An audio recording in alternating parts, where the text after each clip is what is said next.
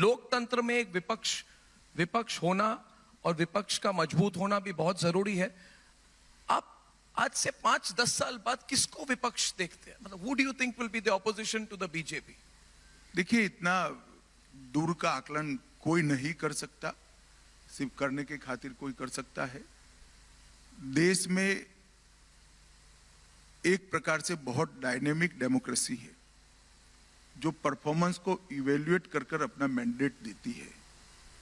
तो देश की जनता का मूड और देश की जनता का मैंडेट पहले एक जमाने में जातिवाद, परिवारवाद, भ्रष्टाचार और तुष्टीकरण के आधार पर तय होता था।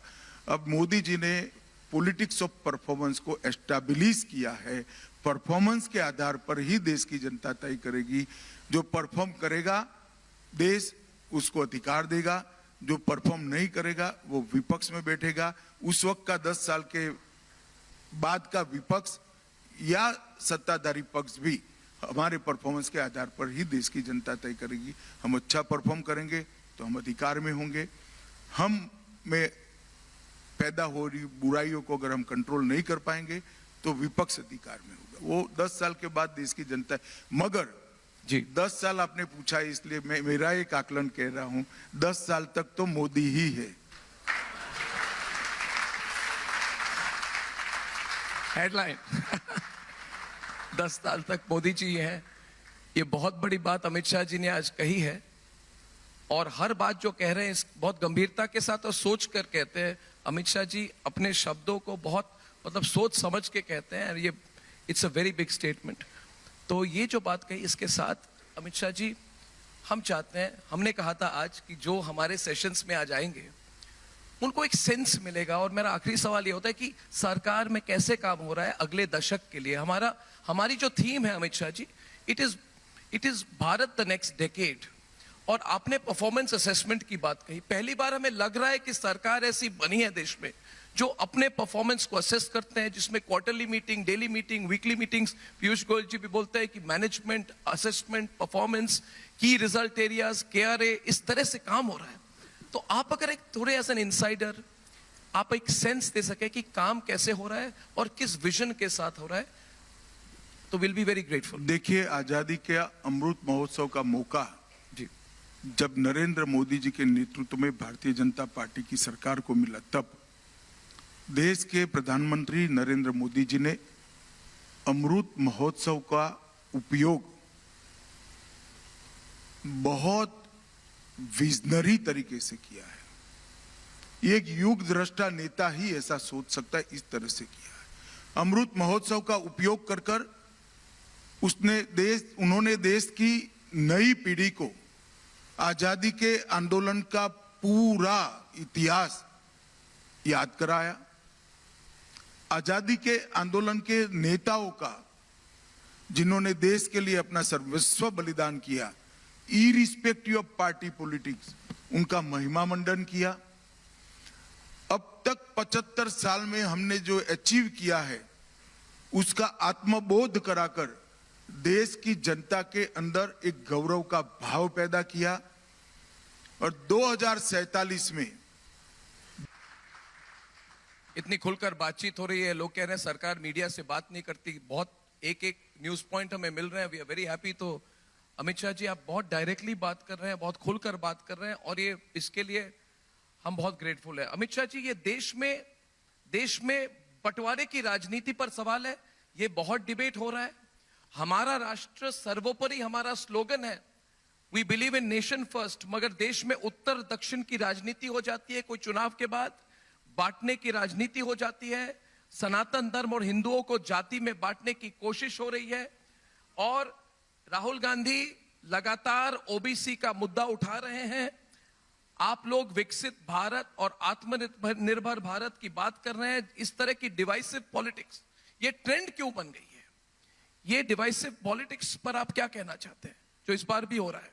देखिए, भारत जोड़ो के बैनर के तहत भारत तोड़ने की एक्सरसाइज चल रही है।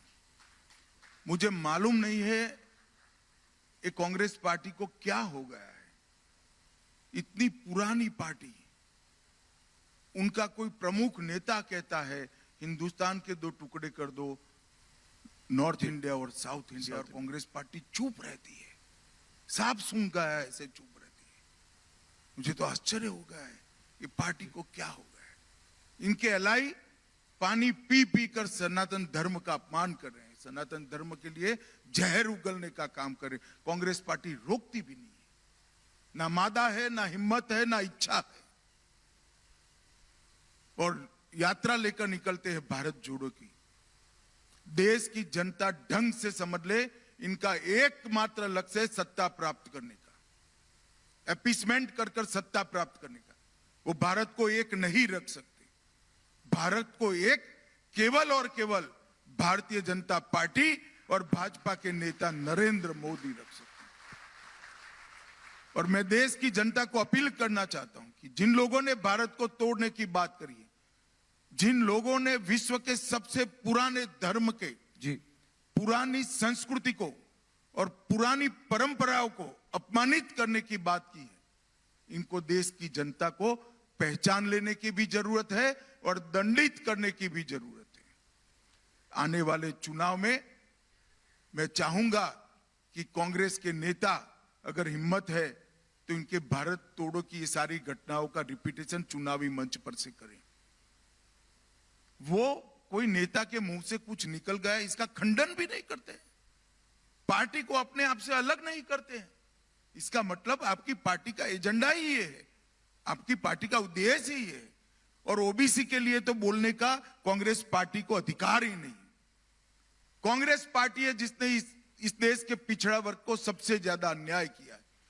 50 साल तक काका साहब कालेलकर कमीशन की रिपोर्ट को आप दबाकर बैठ गए, इसके बाद मंडल कमीशन की रिपोर्ट को आप दबाकर बैठ गए। जब मंडल कमीशन लागू हुआ देश में, राजीव गांधी ने 1 घंटा और 40 मिनट इसके विरोध में भाषण किया था। कांग्रेस पार्टी 55 साल तक सत्ता पर रही, कभी भी ओबीसी को संवैधानिक स्टेटस नहीं दिया, ओबीसी आयोग की रचना नहीं की, नीट की और केंद्र सरकार की परीक्षाओं में ओबीसी को आरक्षण नहीं दिया। ये सारा काम हुआ नरेंद्र मोदी के नेतृत्व की भारतीय जनता पार्टी की सरकार में, और एकमात्र सरकार है जिसमें 27 ओबीसी मंत्री बैठे हैं। और राहुल गांधी देश को ज्वाइंट सेक्रेटरीज गिना रहे हैं, सेक्रेटरीज गिना रहे हैं। जी, मैं इनको बताना चाहता हूं, अभी जो भारत सरकार में सेक्रेटरी बना है वो आपके शासन में भर्ती हुआ है, वो प्रमोट होते होते यहां सेक्रेटरी बना है। आप हमें क्या दोष रहे हो?